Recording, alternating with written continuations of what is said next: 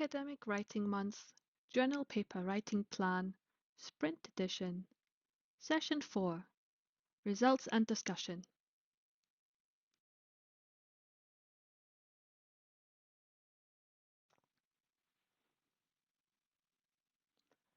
In this session, we're going to look at how to present your results, how to discuss your results. There's some built-in writing time again of 30 minutes, then some top tips and another challenge of the week.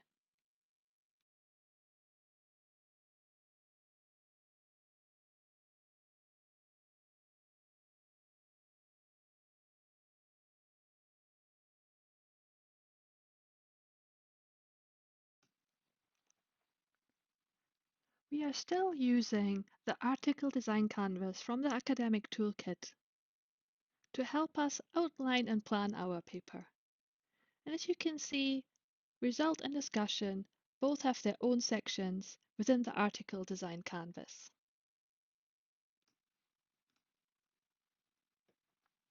So first up, let's look at the results. It is really important that your results section is description only, and you can only describe things that you have found. There's no room for your opinion or any interpretation. If you do have statistics, you can of course state significance, but make sure not to provide any interpretation.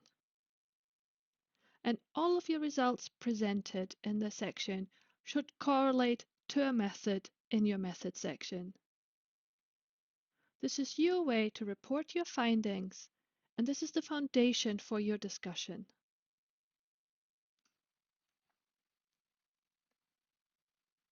Make sure you list all your relevant or significant results, but keep in mind that there are no bad results. If something didn't work, you can include it.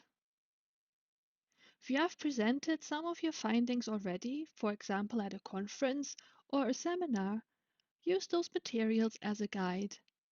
Maybe this is a PowerPoint presentation or a poster. If you have already prepared tables, figures, or sketches, or anything else to represent your data, you can use these as a guide. When it comes to presenting your data, there are different options. Maybe you want to follow a chronological order, the way you discovered your results. But you don't have to follow that order if you don't want to. Maybe it's more fitting to show your results by their level of importance, maybe from the least important to the most important. Or maybe you want to show your results by their level of complexity, from the easiest results to the most complex. Just keep in mind, what's your story? And which order of presentation will best support that?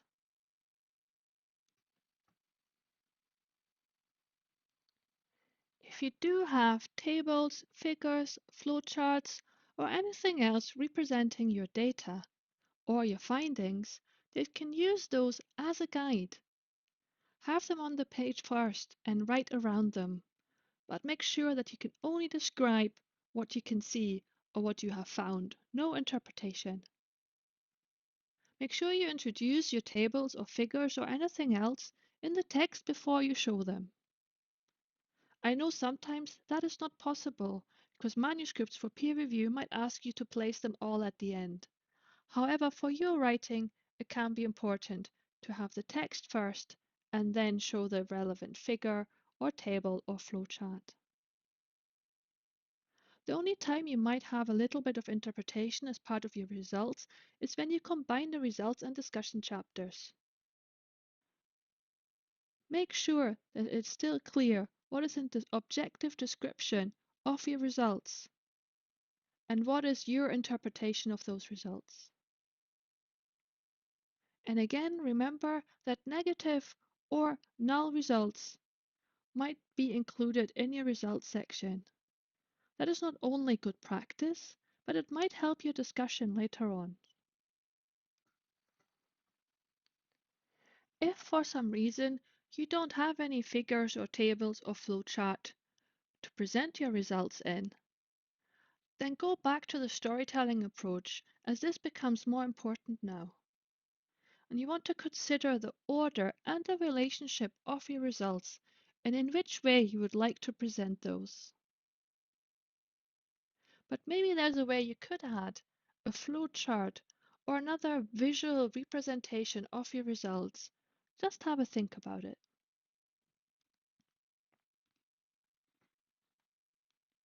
Now let's look at the discussion section.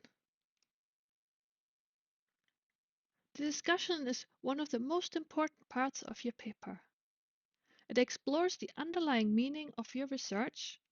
It will also give you an opportunity to talk about the implications of your findings, not only to your research area, but to other areas as well. You might want to suggest further work or recommendations. This is your way to show why your research is important and how it's contributing to filling knowledge gaps or to providing more information.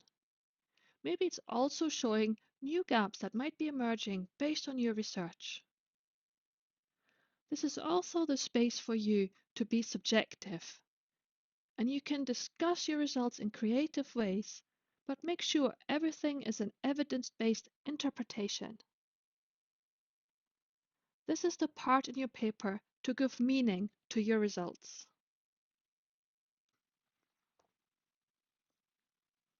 When planning your discussion section, you want to make sure you explain your results. You link or refer to previous research, and you want to show or explain how your results can be used by others. Keep this triangle in mind. You want to go from the general to the specific. And to get there, you might want to refer to literature, theory, or practice. If you want to combine your results and discussion chapter into one chapter, you maybe want to start with a summary statement of your findings. And then you want to think about this pyramid for each result. And again, starting from the general to the specific for each result and discussion combined. And then you can close this section again with an overall summary statement. It is up to you to decide if you would like to write the results and discussion section separate or if you would like to combine them. However, it is always worth having a look at your selected journal to see what is common within that journal. Keeping them separate might make it easier for you to write description only. However, you might find yourself the danger of repeating yourself when it comes to the discussion. When you combine your results and discussion, that might help your storytelling, and it might make it easier for the reader. However, it could be difficult to separate your results from your discussion in keeping objective and subjective separate. Whichever way you choose might depend on your research project, your preferred style of writing, what you're used to or what is common, and maybe what the journal requires you to do. Let's look at some examples. And for this session, we're only going to be looking at two of the papers.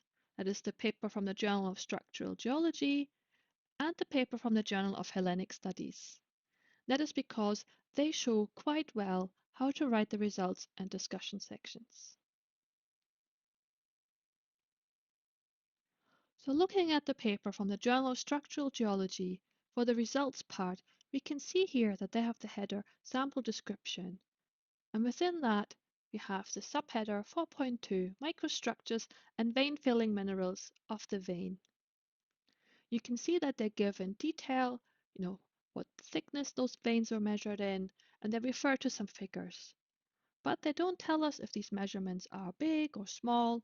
They just kind of give the factual information that we need.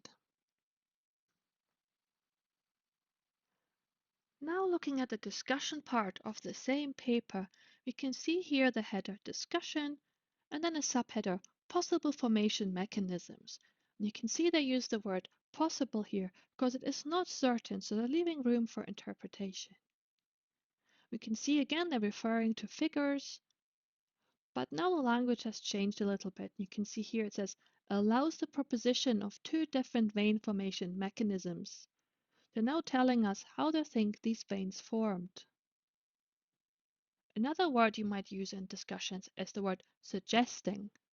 That means that based on your results, you think this is what happened or this is what that might mean, but by using the word suggesting or indicating, you're obviously not saying that this is for sure, but this is what your results kind of hint towards. They also in this part explain there is something they haven't observed, but that maybe papers or other observations they know about might have discovered. Staying with the same paper, we can see the use of subheaders to help the discussion. So they decided to use different subheaders relating to the different processes. So here we can see subheader 5.3 and 5.4. And within those, they're using some of the data and they're referring back to their results. But now they're adding their interpretation. And you can see again the use of the word suggests. And then in the section 5.4, they even say previous theories explain this. So they're linking back to literature and what other people have said about some of their observations. Okay, looking at the Journal of Hellenic Studies paper, Athena Parthenos in Liverpool, we have the results and the discussion together. That's just the way this paper was written. If you remember, there were no headers and no differentiation between the sections. It's just one piece of text. And looking at this part of the paper, we can see here that they say they will show evidence, they talk about minor discrepancies, and then they talk a little about those details, but they're just kind of stating what they have seen. There's no real interpretation here. They also, a bit further down within the text, refer to some tests that have been conducted. But then within the same text, we can see some of the language used that hints at interpretation. For example, the figurines suggest that they are similar in terms of their material. And then further on, they say the probability of the figurine in Liverpool being from the same mold as those in Manchester and Geneva is very high. So again, based on their results, based on their data, based on their tests, they are making these interpretations.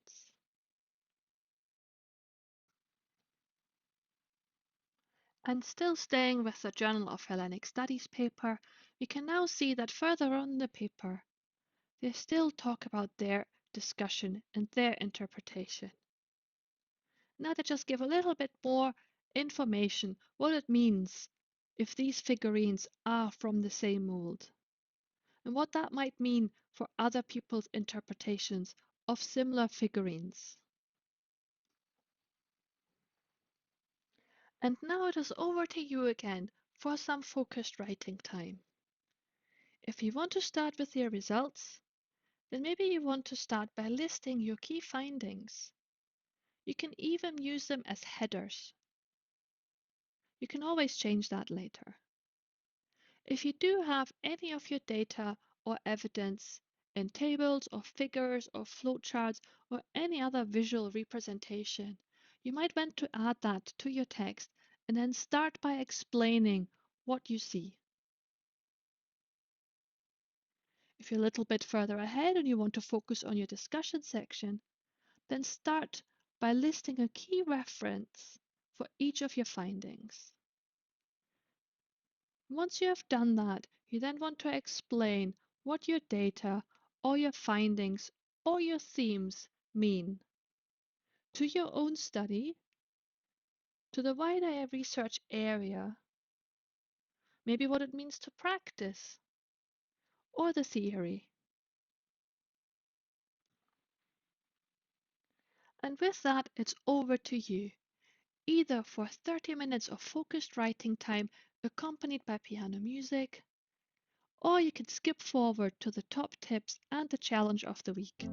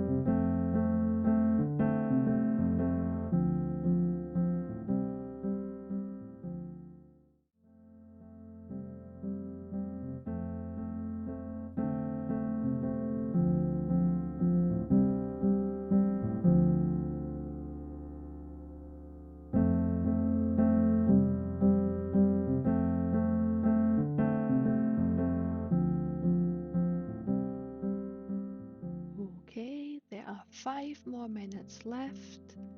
Make sure you slowly come to an end, and make sure you save all of your hard work from the last 30 minutes.